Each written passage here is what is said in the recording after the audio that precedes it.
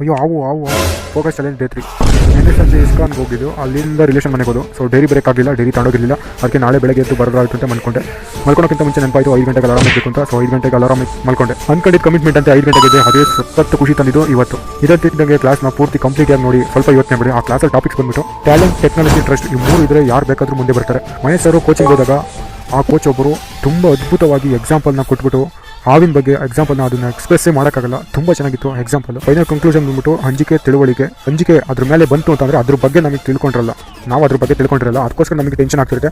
ಅದ್ರ ಬಗ್ಗೆ ನಾವು ತಿಳ್ಕೊತಿದ್ದಂಗೆ ನಮಗೆ ಫುಲ್ ಎಂಜಾಯ್ಮೆಂಟ್ ಬರುತ್ತೆ. Understand, ability, flow, Joy. ಸಿಂಪಲಾಗಿ ಎಕ್ಸ್ಪ್ಲೇನ್ ಮಾಡ್ಬಿಡ್ತೀನಿ. ಸ್ವಿಮ್ಮಿಂಗ್ ನನಗೆ ಬರಲ್ಲ, ನನ್ನ ಫ್ರೆಂಡಿಗೆ ಬರುತ್ತೆ. ಅವ್ನು ಸ್ವಿಮ್ಮಿಂಗ್ ಮಾಡಿ ಬಾರೋ ಮಗ ಸ್ವಿಮ್ಮಿಂಗ್ ಪೂಲಲ್ಲಿ ಹೊಡಿಯೋ ಚೆನ್ನಾಗಿರುತ್ತೆ ಅಂತ ಹೇಳ್ತಾನೆ. ಬಟ್ ನನಗೆ ಭಯ ಆಗುತ್ತೆ, ಯಾಕೆಂದರೆ ನನಗೆ ಅದ್ರ ಈ ನೀರಿನ ಬಗ್ಗೆ ಗೊತ್ತಿಲ್ಲ. ಅವ್ನು ನೀರಿನ ಬಗ್ಗೆ ತಿಳ್ಕೊಂಡ್ರೆ ಅವ್ನು ಈಜಾಡ್ತಾನೆ, ಅವನಿಗೆ ಒಂದು ಎಂಜಾಯ್ಮೆಂಟ್ ಇರುತ್ತೆ. ನನಗೆ ಎಂಜಾಯ್ಮೆಂಟ್ ಬರಲ್ಲ, ಯಾಕೆಂದರೆ ನನಗೆ ಎಂಜಿಕೆ ನೀರಂದರೆ. ಸ್ವಿಮ್ಮಿಂಗ್ ಬಗ್ಗೆ ತುಂಬ ತಿಳ್ಕೊತೀನಿ. ನಾನು ಸ್ವಿಮ್ಮಿಂಗ್ ಮಾಡ್ತೀನಿ, ನಾನು ಕೂಡ ಎಂಜಾಯ್ಮೆಂಟ್